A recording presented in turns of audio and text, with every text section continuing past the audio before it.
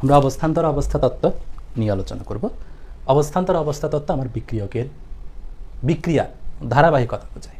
বিক্রিয়ার ধারাবাহিকতা, বিক্রিয়ার কনসিস্টেন্সি বোঝানো হয় অবস্থান্তর অবস্থা তত্ত্বের সাহায্যে।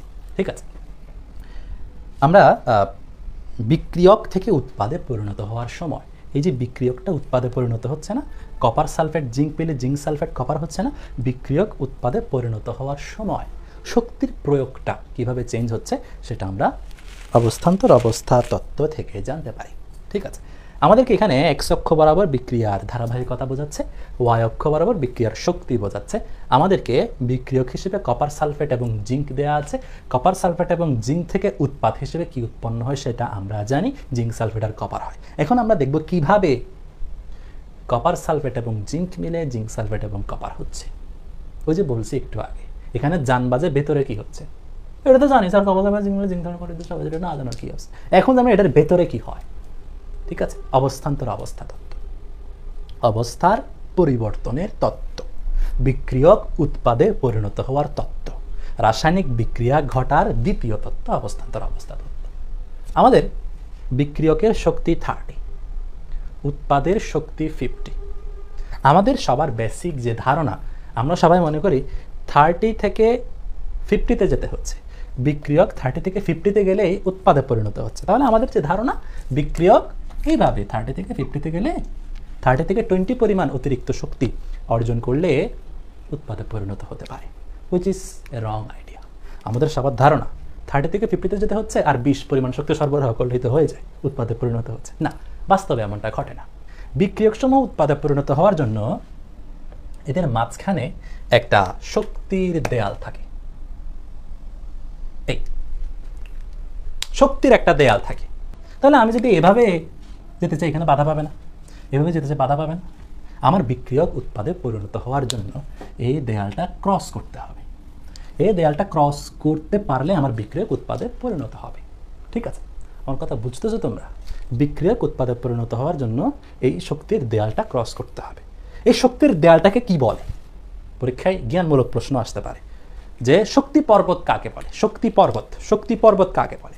তোমরা বলবে একটি রাসায়নিক বিক্রিয়ায় বিক্রিয়ক এবং উৎপাদের মধ্যে শক্তির যে দেয়াল থাকে সেই দেয়ালকে শক্তি পর্বত বলে। আমাকে 30 থেকে 50-তে যাওয়ার জন্য এই 90 পর্যন্ত যাওয়া লাগবে। 90 পর্যন্ত ক্রস করে ফেলতে পারলে সহজে আমি এখানে যেতে পারি। তাহলে আমার টার্গেট কি? 30 থেকে 90-তে যাওয়া। 90-তে যাওয়ার জন্য আমাকে শক্তি শোষণ করতে হবে। আমি শক্তি শোষণ করলাম, একটু শক্তি শোষণ করলাম, আরেকটু পরে গেল, আরেকটু শক্তি শোষণ করলাম, আরেকটু পরে গেল, আরেকটু শোষণ করলাম, একদম 90 পর্যন্ত গেল। শোষণ করতে করতে উপরে গেল, 90 পর্যন্ত গিয়ে ক্রস করে গেল, শক্তি বিকিরণ করতে করতে এই অবস্থায় চলে আসলো। এটা হচ্ছে অবস্থান্তর অবস্থা তত্ত্ব, যে আমার বিক্রিয়ক শক্তি শোষণ করতে করতে একদম চূড়া পর্যন্ত পৌঁছালো, শক্তির দেয়ালটা ক্রস করার পর শক্তি বিকিরণ করতে করতে 50-তে আসলো, শক্তি বিকিরণ করতে করতে উৎপাদে পরিণত হয়। এখন কথা আছে, কেন এটাকে অবস্থান্তর অবস্থা তত্ত্ব বলা হচ্ছে? আমার এখানে বিক্রিয়কে দেখো তোমরা, কপার আর সালফেটের মধ্যে যে বন্ধনটা আছে সেটা হচ্ছে 100% বন্ধন, 100% বন্ধন। জিঙ্ক আর সালফেটের মধ্যে কোনো বন্ধন আছে? না, জিঙ্ক আর সালফেটের মধ্যে আছে 0% বন্ধন। আমার যখন এখানে শক্তি সরবরাহ করা হলো, কপার সালফেট আর জিঙ্ক বিক্রিয়ক যখন শক্তি শোষণ করলো, আমার কপার আর সালফেটের মধ্যে যে 100% বন্ধনটা ছিল সেটা একটু দুর্বল হলো, আরেকটু শোষণ করলো, আরেকটু দুর্বল হলো, আরেকটু শোষণ করলো, আরেকটু দুর্বল হলো। সবসময় মনে রাখবে, শক্তি শোষণ করলে পুরাতন বন্ধন ভাঙে, নতুন বন্ধন গড়ে, পুরাতন বন্ধন ভাঙে, নতুন বন্ধন গড়ে ওঠে। তাহলে আমার পুরাতন বন্ধন ভাঙবে, আরেকটু ভাঙলো, একটু ভাঙলো, একদম ভাঙলো, একদম চূড়ার অবস্থায় আমরা দেখব সালফেটের সাথে কপারের আমরা একটা বন্ধন দেখব, সালফেটের সাথে জিঙ্কের একটা বন্ধন দেখব।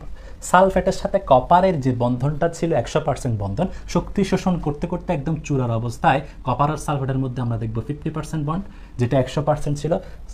বিক্রিয়ক শক্তি শোষণ করতে করতে জিঙ্ক আর সালফেটের মধ্যে কোনো বন্ধন কিন্তু ছিল না। চূড়ার অবস্থায় আমরা দেখব জিঙ্ক আর সালফেটের মধ্যে আমরা 50% বন্ড। আগেই বলেছি, পুরাতন বন্ধন ভাঙে, নতুন বন্ধন গড়ে ওঠে। এই যে চূড়ার অবস্থা, একটা জটিল অবস্থা, যে কপার সালফেটের 100% বন্ধন হয়ে যাচ্ছে 50% বন্ড, জিঙ্ক সালফেটের 0% বন্ধন হয়ে যাচ্ছে 50% বন্ড। পুরাতন বন্ধন ভাঙে, নতুন বন্ধন গড়ে। এই জায়গাকে বলা হয় অবস্থান্তর অবস্থা। অবস্থান্তর অবস্থা বা সক্রিয়ণকৃত জটিল অবস্থা। সক্রিয়ণকৃত জটিল অবস্থা। যখন এই পয়েন্টে পৌঁছালো, আমরা কপার আর সালফেটের মধ্যে দেখতে পাচ্ছি 50% বন্ড, জিঙ্ক আর সালফেটের মধ্যে দেখতে পাচ্ছি 50% বন্ড, যেটা 0% ছিল। শক্তি বিকিরণ করতে করতে কি হবে, কপার আর সালফেটের মধ্যে যে বন্ধনটা 50% হয়ে গেছিল 100 থেকে, সেটা একেবারে 0% হয়ে যাবে। এখানে কপার আর সালফেটের মধ্যে আমি আর কোনো বন্ধন দেখব না, 100% বন্ধন হয়ে যাচ্ছে 0% বন্ধন। আর জিঙ্ক আর সালফেটের মধ্যে যে বন্ধনটা ছিলই না, সেটা এখানে 50% হলো, আরেকটু শক্তি বিকিরণ করে একেবারে 100% জিঙ্ক আর সালফেটের মধ্যে আমরা ফুল একটা বন্ধন দেখতে পাচ্ছি। এই যে অবস্থার পরিবর্তন, এটা হচ্ছে অবস্থান্তর অবস্থা তত্ত্ব।